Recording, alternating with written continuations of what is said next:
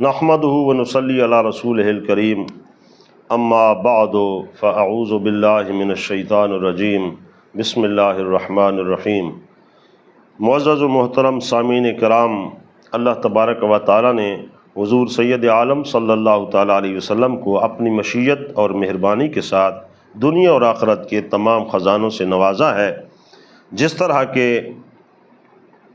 زندہ دل لوگوں نے حضور کی بارگاہ میں اپنے اپنے انداز میں یہ عرض بھی کی ہے، جیسے نوازش دل ما کن کہ دل نواز توئی، بساز کار غریباں کے کار ساز توئی۔ حضور سید عالم صلی اللہ تعالیٰ علیہ وسلم خود ارشاد فرماتے ہیں، یہ فقط اشعار کی باتیں نہیں ہیں بلکہ یقیناً حدیث طیبہ اس پہ دلالت کرتی ہے کہ اللہ تعالیٰ نے حضور کو دنیا اور آخرت کے سب خزانے عطا فرمائے ہیں۔ حضرت ابو ہریرہ رضی اللہ تعالیٰ عنہ کی روایت ہے، مشکات المصابیح ہے، جس میں حضور ارشاد فرماتے ہیں ان رسول اللہ صلی اللہ علیہ وسلم قال، حضور نے ارشاد فرمایا بعثت بجوامع الکلم، کہ مجھے اللہ تعالیٰ نے جوامع الکلم عطا فرمائے ہیں،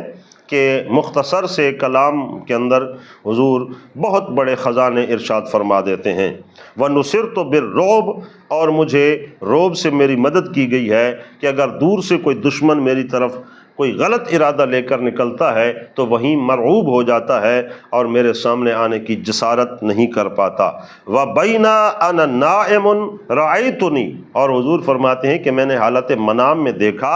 اُتِیتُ بِمَفَاتِیحِ خَزَائِنِ الْأَرْضِ، کہ مجھے اللہ تبارک و تعالیٰ کی طرف سے زمین کے تمام خزانوں کی چابیاں عطا کی گئیں۔ فَوُضِعَتْ فِي يَدِي، سب کی سب چابیاں میرے ہاتھ میں رکھ دی گئیں۔ تو واضح طور پر ہے کہ زمین کے خزانوں کی چابیاں حضور کو اللہ تعالیٰ نے عطا فرمائیں، اور عطا فرمانے کا مطلب کیا ہے کہ اے میرے حبیب صلی اللہ علیہ وسلم، یہ سب خزانہ آپ کا ہے، آپ کا رب آپ کو عطا فرماتا ہے جسے چاہے جو عطا فرمائے۔ اور یقیناً دوسری احادیث طیبہ جو میں پہلے بھی بیان کر چکا ہوں، اس پہ دلالت کرتی ہیں کہ جب کسی نے حضور کی بارگاہ سے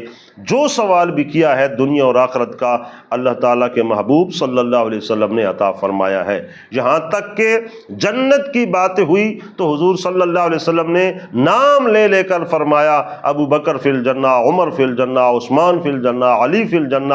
10 صحابہ کرام کا نام لے کر حضور نے یہ اعلان فرما دیا، یہ بھی جنتی، یہ بھی جنتی، یہ بھی جنتی۔ سب کے لیے حضور نے جنتیں بھی تقسیم فرمائی ہیں۔ تو گویا اللہ تعالیٰ نے حضور سرور کون و مکان صلی اللہ علیہ وسلم کو مختار بنا کر کائنات میں بھیجا ہے کہ جسے چاہے جو عطا کرنے، خزانے میرے رب کے ہیں، وہ جسے چاہے جو شان عطا کرے۔ تو اللہ نے اپنی مشیت کے ساتھ حضور کو یہ شان عطا فرمائی ہے، اور ہمارا اس پر ایمان رکھنا عین ایمان ہے۔